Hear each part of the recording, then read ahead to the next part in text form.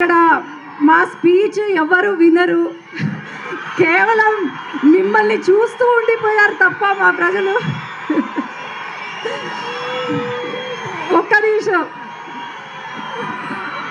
Sir, మీ fans ఎంత popular అంటే ఇక్కడ. మేడం, వాళ్ళ అభిమానులుగా దేశభక్తులు, మీరు మాట్లాడండి.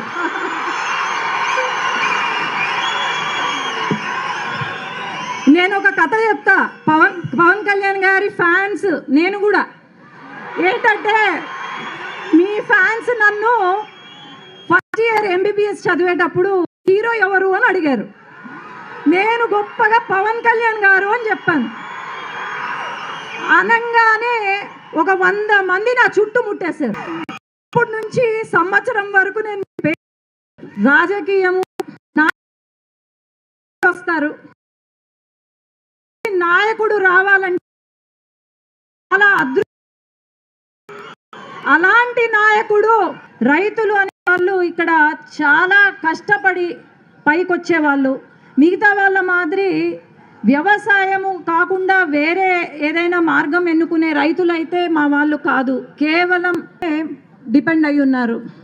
అలాంటి రైతులను ఆదుకుంటున్నారు అంటే అది కేవలం మన రాష్ట్ర ముఖ్యమంత్రి నారా చంద్రబాబు నాయుడు గారు, అలాగే మన ఉప ముఖ్యమంత్రి పవన్ కళ్యాణ్ గారు తప్ప ఇంకెవరూ లేదు. సెంట్రల్లో కూడా నేను ఎక్కువ తలుచుకోలేదు సార్. మీకు కొన్ని విషయాలు చెప్పాలనుకుంటున్నా. మెన్రేగా ఏదైతే ఉందో దానివల్ల మనకు వ్యవసాయంలో దొరికే కూలీలు తక్కువైపోతున్నారు. కాబట్టి నేను కలెక్టర్ గారు ఒక ప్రపోజల్, మెన్రేగా ద్వారా కూలీలు తక్కువైపోతున్నారు మన అగ్రికల్చర్కి. కాబట్టి మెన్రేగాను ఇంటర్లింక్ చేయండి.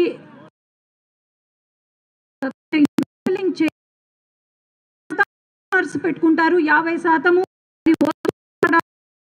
బ్యారేజ్ ఏదైతే ఉందో అది కనుక వస్తే మనకు 60 టీఎంసీల నీళ్లు అక్కడ ఉంటాయి. ఒక్క ఏకర్ ఆఫ్ 1 సెంట్ భూమి కూడా ల్యాండ్ అక్విజిషన్ ఉండదు అని చెప్పి బ్రిడ్జ్ కమ్ బ్యారేజ్ ఒక ప్రపోజల్ పెట్టాము.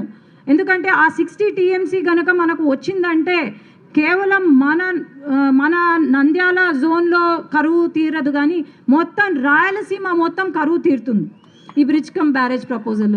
ఇలాంటివి మనము ముందుకు తీసుకెళ్తే చాలా బాగుంటుంది సార్. నేను ఓన్లీ మీకు ఇది ఒకటి నేను సెంట్రల్లో పెట్టిన ప్రపోజల్స్ పెడుతున్నాను. అట్లాగే మనం గమనిస్తే 5 సంవత్సరాలు ఎట్లా ఉందో, మన పైన కేసులు ఎలా పెట్టారో, లేకపోతే మనల్ని ఎంతగా బాధించారో అందరికీ తెలుసు. ఇప్పుడు మన టైం వచ్చింది కాబట్టి మనం బాగుపడి మన ఊరిని బాగు చేసుకొని, అట్లాగే మన శాసనసభ్యులు చెప్పారు కొనిదెల గ్రామం ఏదైతే ఉందో అది నా సొంత మండలము, మీరు దత్తత తీసుకుంటారు అని నేను అనుకుంటూ